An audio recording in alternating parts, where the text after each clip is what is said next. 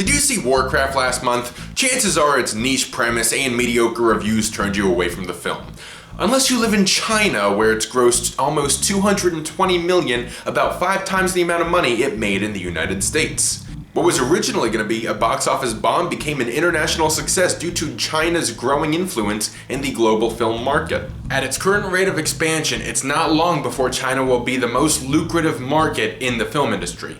How did we get to this point, and what does it mean for the future of cinema? Today on TVJunkie, China and its growing influence in Hollywood. We're falling behind. Did you know that? China is a sleeping dragon that is just beginning to stir. Before 1994, American films were banned in China as they were viewed as propaganda from the Chinese government. In 1994, China started allowing 10 foreign films a year to be imported, with the first film being the Harrison Ford conspiracy thriller, The Fugitive. China joined the World Trade Organization in December of 2001, and as a result, the amount of films allowed to be imported was doubled to 20. 3 years later, China started allowing international studios to finance films in China, with Sony being the first Hollywood studio to open up a Chinese division. From 2001 until 2004, China accounted for less than 1% of global film revenue. Over the decade, the Chinese film industry gradually grew, and by 2008, China accounted for 3% of global film revenue.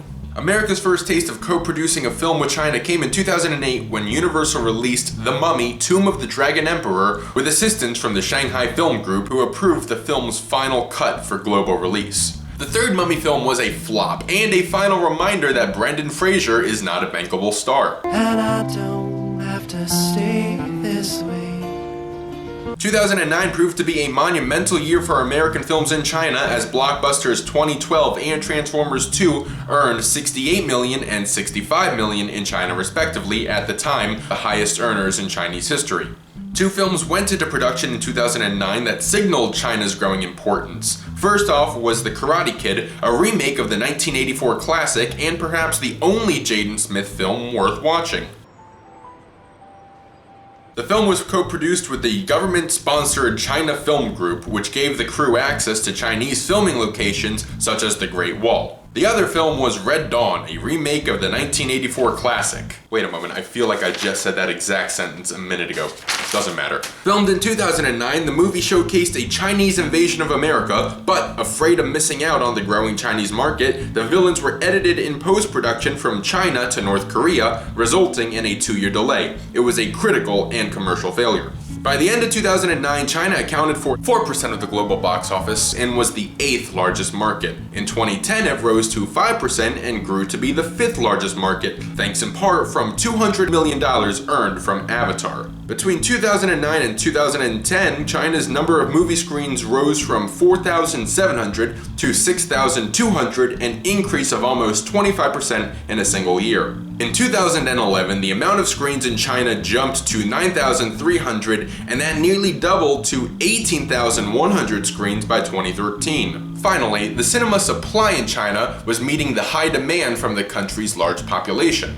Cinema in China was still heavily monitored by the government and restricted when needed. Several films in 2012 featured artistic changes to play in China, including Men in Black 3, which cut 13 minutes of footage that featured Chinese antagonists, and the 2012 film Looper, which was co-produced with China's DMG Yinji, featured slight changes for the Chinese release.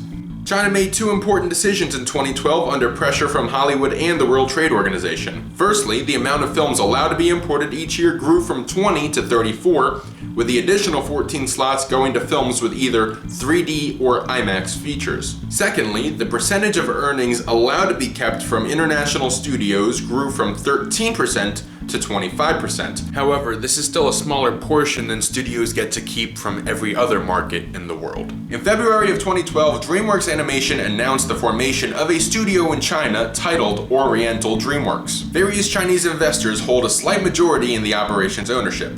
The studio's first film was Kung Fu Panda 3, which was released this past January. In April of 2012, Disney announced that TVJunkie would help produce Iron Man 3, which included specially shot scenes for the Chinese release, although it did not end up qualifying as a Chinese co-production. A major benefit of qualifying as a co-production with China is that you can bypass the 34 film limit on imports. Everything here was made in China, Pam. Yeah, it's where they make stuff. They used to make stuff in America, Andy. Chinese investors started claiming their stake of Hollywood, with the Daly and Wanda Group purchasing AMC Entertainment and their hundreds of theaters for $2.6 billion in 2012. A few years later, the Daly and Wanda Group would buy Legendary Entertainment, the studio behind Warcraft, for $3.5 billion. Chinese film revenue jumped up 28% from 2011 to 2012. The total earnings that year were $2.7 billion, while, for comparison, the United States pulled in $10.8 billion. However, the gap was shrinking rapidly. By the end of 2012, China had overtaken Japan, France, and the United Kingdom to become the second largest film revenue earner behind the United States. Revenue increased in 2013 with $3.6 billion in earnings. 2013 saw the release of Pacific Rim, Guillermo del Toro's Robots vs. Monsters epic. The film disappointed in America, earning only $101 million against its massive $190 million budget. However, it found success in China, where it earned $112 million. Thanks to its earnings in China, Pacific Rim will be receiving its sequel in 2018, starring John Boyega. American films were starting to bring in Chinese actors, Chinese product placement, and film in China, with a notable example of all three being 2014's Transformers: Age of Extinction, which earned a colossal $320 million in China, but only $245 million in America.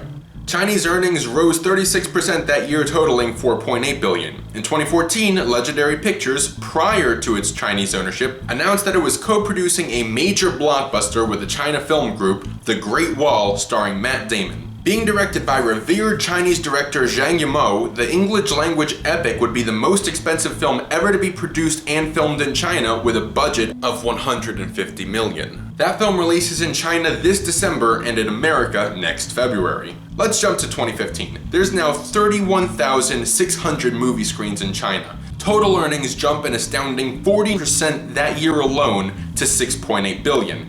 The success of China's film industry may have been accelerated by importing blockbusters, but to be fair, they have had several massive homegrown successes. Fantasy comedies The Mermaid and Monster Hunt earned $526 million and $382 million respectively in China in the past 2 years. Also of note, Furious 7 earned $390 million in China, more than it made in any other country. In February of 2016, Universal joined the train of Hollywood studios seeking Chinese funding as they reached a financing deal with Perfect World Pictures. The Chinese entertainment company invested $500 million into Universal to co-produce films over the next 5 years, the first long-term financial partnership between American and Chinese studios. Last month, IMAX announced a partnership with China Media Capital to produce 15 Chinese films over the next 3 years. China's box office is currently projected to earn around $10 billion in revenue this year, and by the end of 2017, it will more likely than not surpass the United States as the leading box office grosser in the world.